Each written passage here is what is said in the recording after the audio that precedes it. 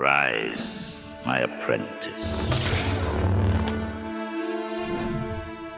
During Revenge of the Sith, the Clone Wars are nearing their climax. Obi-Wan Kenobi is dispatched to the planet Utapau to confront General Grievous, the cunning leader of the separatist droid army. As they engage in a fierce battle, Obi-Wan manages to gain the upper hand, leading to Grievous's defeat. But what if Grievous had killed Obi-Wan on Utapau? Our story starts with Anakin running to Mace Windu, breathless, having just discovered that Chancellor Palpatine is the Sith Lord.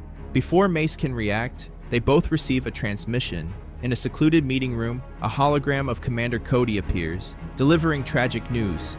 Obi-Wan Kenobi has fallen, killed by General Grievous on Utapau.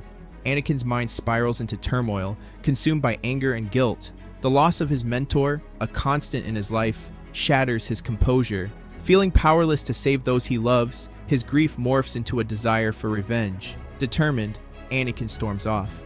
Resolved to confront Grievous on Utapau, Mace Windu, torn between stopping Anakin and confronting the newly revealed Sith Lord, chooses the latter, letting Anakin go.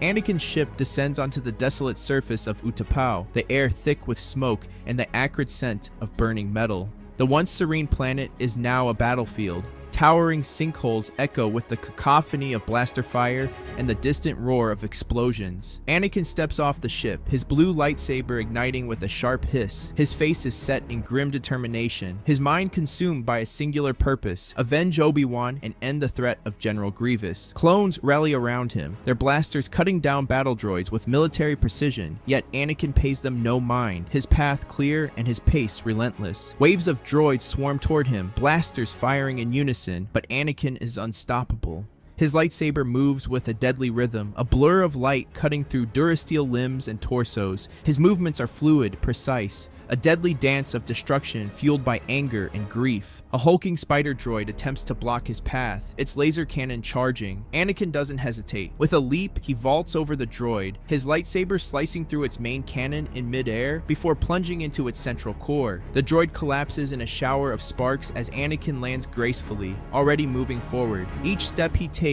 leaves a trail of destruction, but his focus is unwavering. He finally reaches the command center where Grievous was last reported. The towering blast doors have been blown apart, leaving scorch marks and twisted metal in their wake. Anakin strides into the chamber, the lights flickering ominously. The room is eerily silent save for the faint hum of his lightsaber. It is empty. Grievous has fled. Anakin's frustration boils over. He clenches his fist, sending a nearby console crashing against the wall with a force push. Coward, he growls under his breath, his rage simmering just beneath the surface. His comlink crackles to life, a clone trooper reporting that Grievous' ship has been detected leaving the planet. Anakin knows it is too late to pursue. The general has escaped. Meanwhile, light years away on Coruscant, Mace Windu strides into the Chancellor's office, his face set with resolve. Behind him are three Jedi Masters, their lightsabers already drawn. Palpatine, seated calmly at his desk, regards them with a chilling smile. "Master Windu," he purrs, his tone mocking. "Have you come to arrest me?" Windu wastes no time with words. "You are under arrest, Chancellor." At that moment, Palpatine springs into action.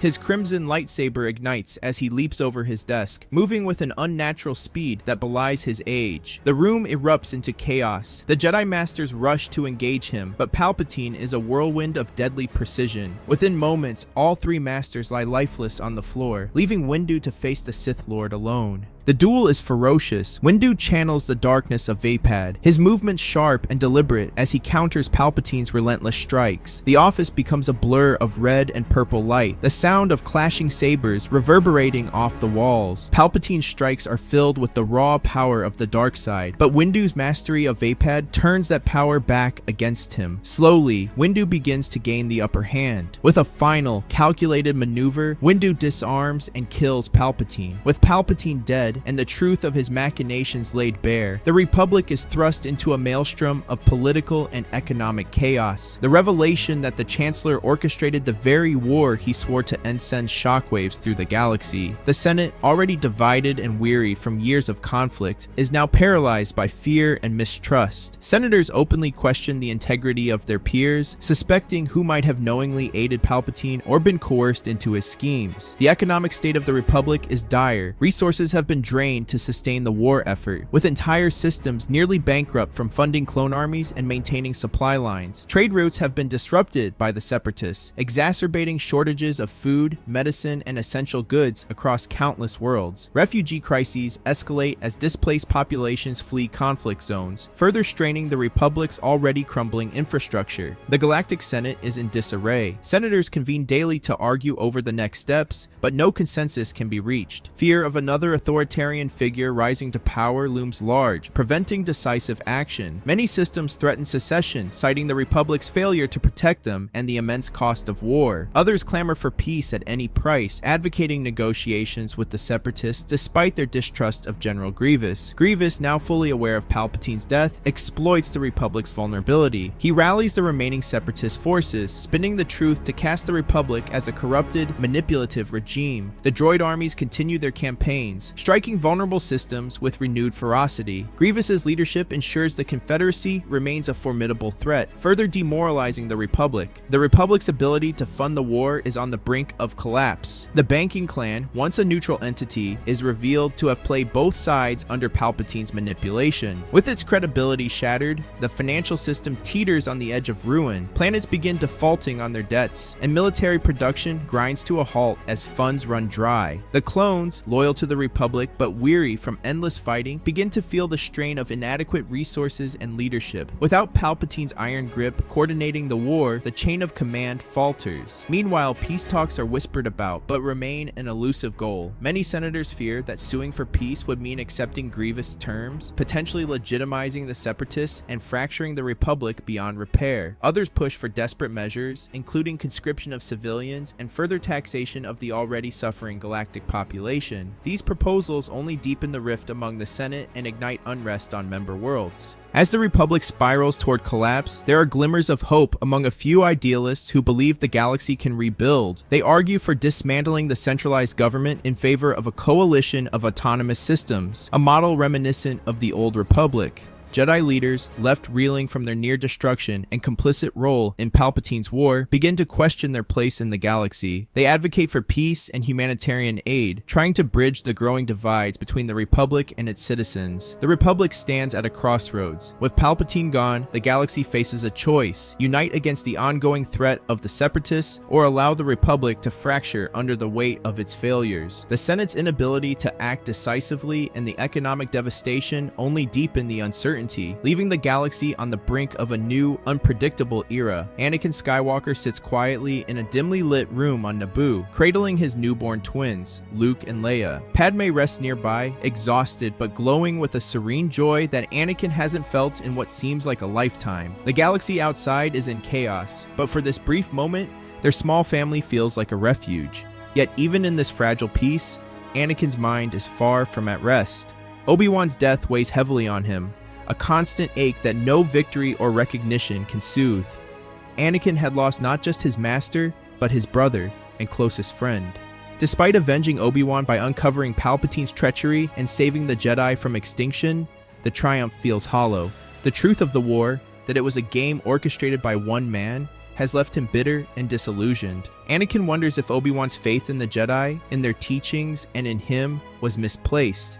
The Jedi Council's decision to grant him the rank of Master should have been a moment of pride, a culmination of years of sacrifice, but instead it feels empty. He cannot shake the resentment he harbors toward the Order, their arrogance, their inability to see the truth when it mattered most, and their role in enabling Palpatine's rise. The honor feels like an afterthought, a way to appease him after years of doubting his loyalty and potential. Anakin looks down at his children, their tiny faces so innocent and full of promise, and realizes what he truly desires: peace, not just for the galaxy, but for himself and his family. The idea of continuing as a Jedi feels unbearable. How can he serve an order that represents so much of what went wrong? How can he dedicate himself to their ideals when all he wants is to protect the ones he loves? Padme, always attuned to his emotions, senses his turmoil. In quiet moments, they talk about their future. Padme tries to reassure him, suggesting that he could use his position as a master to reform the Jedi, to reshape them into the guardians they were meant to be. But Anakin shakes his head, unconvinced. The Jedi aren't what they used to be, he says.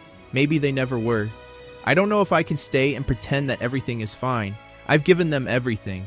maybe it's time I gave something to you and the twins. For the first time in his life, Anakin contemplates leaving the Jedi Order, not out of anger or defiance, but out of love. He envisions a simpler life, far from Coruscant and the war-torn galaxy, a place where Luke and Leia can grow up without fear, where he and Padme can find the peace they've both been denied for so long. It's a dream that feels almost too good to be true. But the shadow of responsibility looms over him. The Jedi still look to him as a hero, someone who can help rebuild the Order in the wake of its near destruction. Many in the Senate see him as a symbol of hope, a figure who can rally the galaxy in its darkest hour. Anakin feels the weight of these expectations, torn between the life he wants and the duty he feels obligated to fulfill. As the weeks pass, Anakin grows more distant from the Jedi Council. He declines missions, citing his need to stay with his family. He doesn't attend strategy meetings about the war with the Separatists. Instead, he spends his days on Naboo, holding his children and walking the lush fields with Padme. For the first time in years, he feels alive, free from the weight of prophecy and the expectations of others. But the galaxy will not wait forever. Anakin knows that eventually a choice must be made.